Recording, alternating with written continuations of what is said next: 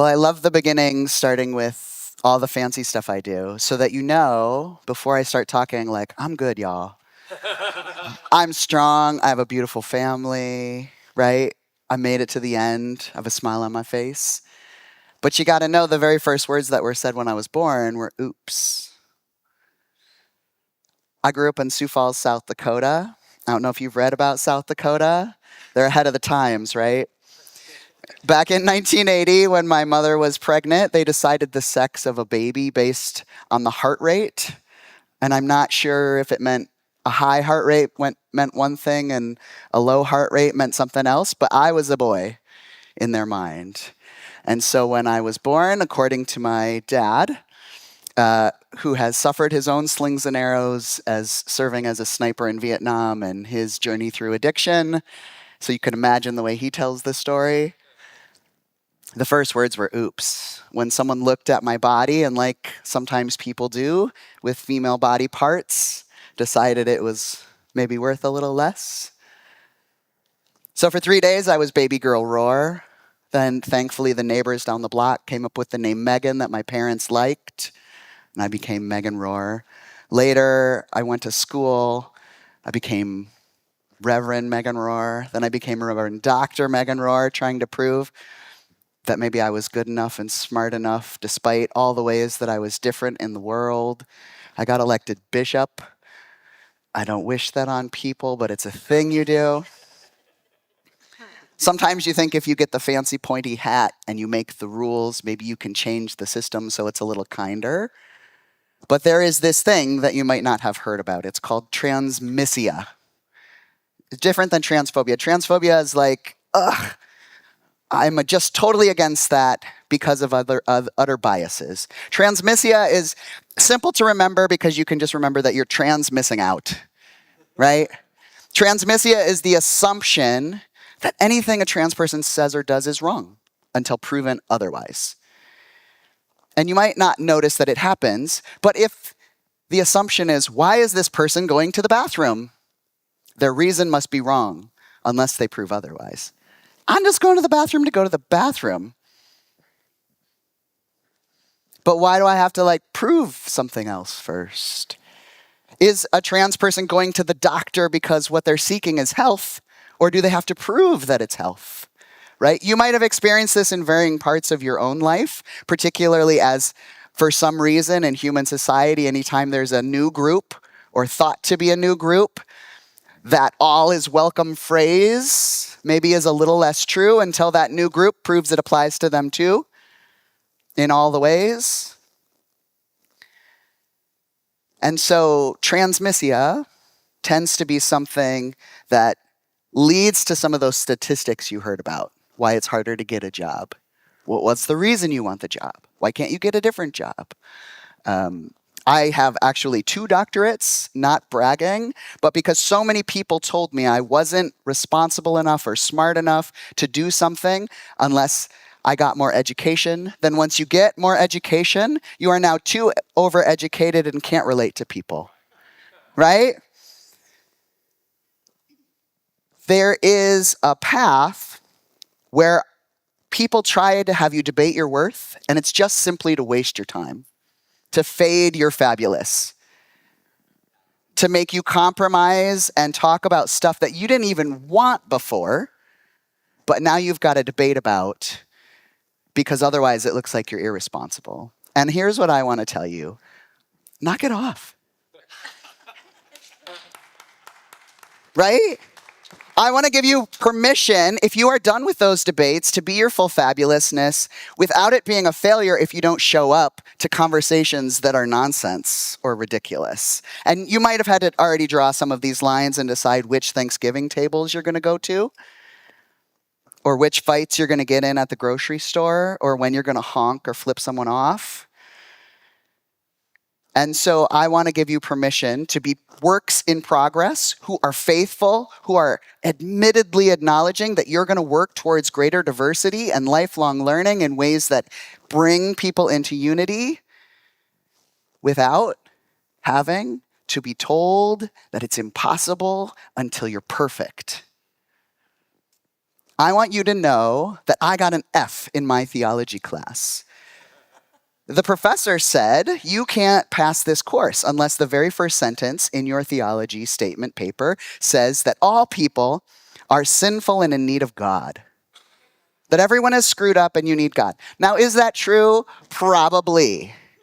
Maybe, because we're all screwed up, not because that's the, first sentence we need. Remember, I got the F. I agree with you. Is it true that we're all screwed up? Yes. But does a homeless person need to hear that as the first sentence they hear from a person of faith? Does a queer person need to hear that?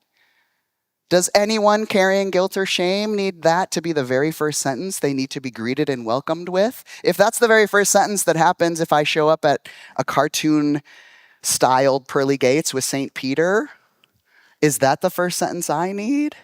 It's not the first sentence my loving grandmother has for me when I get to the door. It's not the first sentence we want when we greet our kids at night. That first sentence I was so against that I went far overboard. I wrote about God's loving, unexpansive, uncompromising, unstoppable grace and the full history of people who believed it all the way back to the 300s. That same paper that I got an F on, C.S. Song, who was the president of the World Council of Churches from a Chinese tradition, gave me an A on and said, keep doing this work. People need more of it. Right? Not because everybody needs trans theology without apology that shows you how back in the 300s in Syria, there were these amazing gender nonconforming paintings of Jesus, but some people do. And that book exists and you can read it later. But the permission to love yourself and that the healing sentences you might need to move forward because in the moments you feel like you failed, those sentences are the same sentences someone's been waiting a lifetime for. When I served as bishop, there was a lot of transmissia. There was a lot of Fox News literally putting my picture out there. I had to wear a bulletproof vest at a lot of events. And that there's one conversation that I was participating in that reminded me about how you can fail doing the right thing at the same time. What a lot of people don't know about me as a trans man, I look a lot younger than I am. I'm 45, if that's your next question. But the ways that puberty appears on my face, I look a little bit younger because the patchiness of when other people go through puberty is a different phase in their life. What you might not be able to tell based on my age, and how could you see it, is that I have a dad who is deaf in one ear. And I also have hearing loss. What that means is in a very deep, important listening conversation, I get that furrow on your brow that people get when they're concerned. And it's me trying to listen my deepest because that's how my love comes out as a faith person. I'm going to listen so much harder because this is an important conversation. But that same furrowed face of me trying to make sure I'm hearing the words correctly can be read from other people as being upset that I'm in a conversation, being aggressive towards a group of people. And transmissia can make people come up with all kinds of gossip column assumptions about what I'm feeling or thinking or how I'm being in the room. And if no one asks, they can lead with whatever assumptions they want, right? Sometimes it's good to step away from being the principal, not having the pointy hat or the ironing that comes from it, and just going back into someone who can support others and give them the microphone and make sure your face isn't a problem for others. It's not a failure to love yourself the way you are or the limitations that it holds onto. If we live long enough, we're all going to collect more of these in our lives, right? I've learned in faith spaces, if you are a younger person in the room, you're not allowed to complain about your body and how it works because there's other people who have more complaints and other ways that their knees hurt more than mine. But here's what I want to encourage us to do. If transmissia is missing out, and I think it's literally a lack of creativity. If I can only imagine the worst in someone, no matter their identity, then the cure is not convincing everyone to love me as an individual and then have to learn again to love this individual and that individual. The solution is more creative thinking.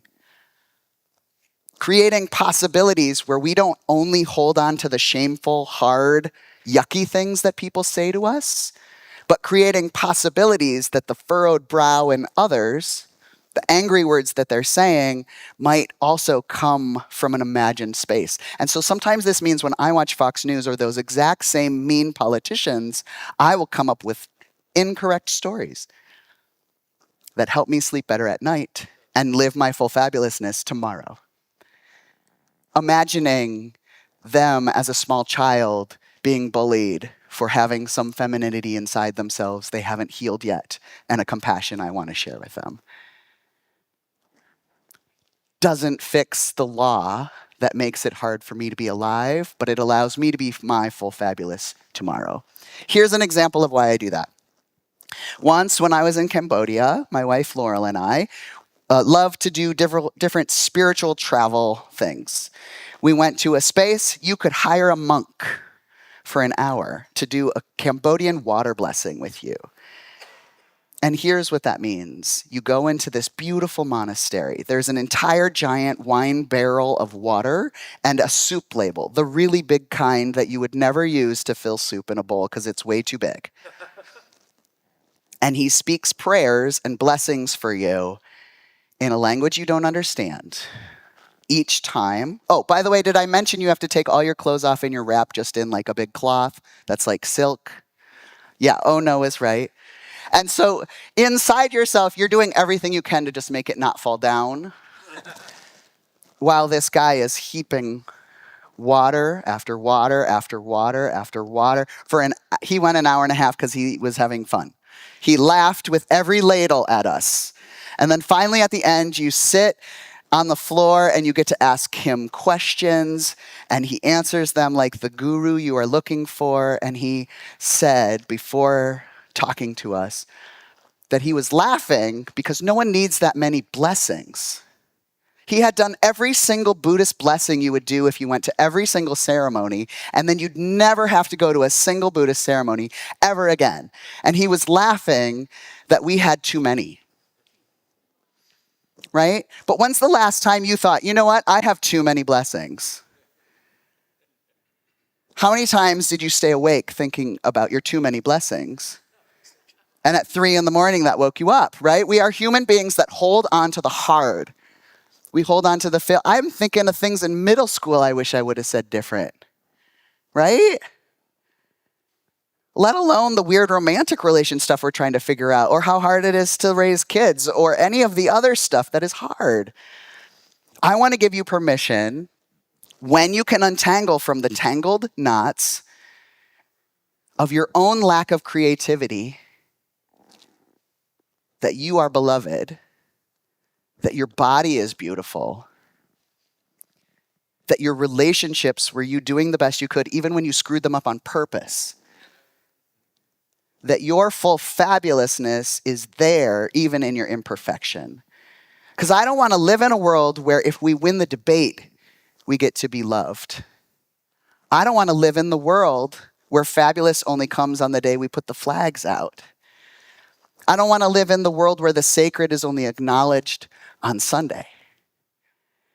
And I don't know about you, but I need permission to be a failure.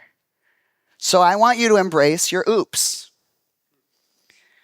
I have been collecting, and in the next couple of weeks, there will be a book coming out about San Francisco's transgender district. I've collected pictures from the 1800s of these amazing vaudeville stars, of people who were arrested and combating the police, people who were working to get each other jobs, people who were creating healthcare in spaces where they didn't exist, mostly before 1929, because that's when photo rights become very expensive. And it's because I want to tell the stories of people who had the very first job as their type of person, and then had to sue and get kicked out of that job forever so that everyone else could work in it. And the stories of people who had to lie down and had die-ins so that other people could have health. And the people who just were never going to be remembered, except for the way that their glitter was discovered in the ashes. So here's what I want you to do. Love as big as you can. Have as many opportunities to expand your creativity that you can see more people who need to be a part of that web of love. And in every space in between, when those doubts pop up, when the shame pops up, go get a big soup ladle, shower it out, just do it with some glitter, whatever it is, etch a sketch. This idea that you have to be perfect. Amen.